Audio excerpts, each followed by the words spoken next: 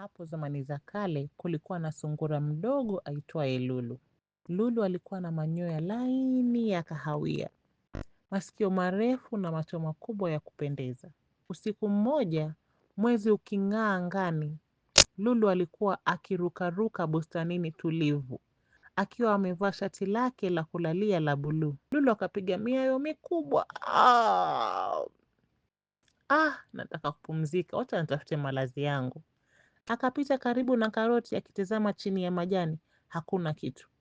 Akaangalia ndani ya chupa ya maji na kuona uso wake uking'aa kidogo.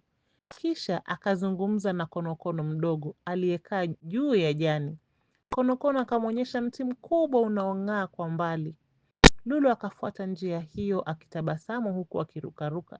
Akafika pale na juu ya tawi akaona kitanda chake cha majani kiking'aa. Kitanda changu, nimekupata hatimaye. Lulu akaingia kwenye kitanda yake akitumia maua na majani kama blanketi. Akafumba macho yake pole pole na kutabasamu kwa utulivu. Usiku mwema Lulu, usiku mwema watoto wote.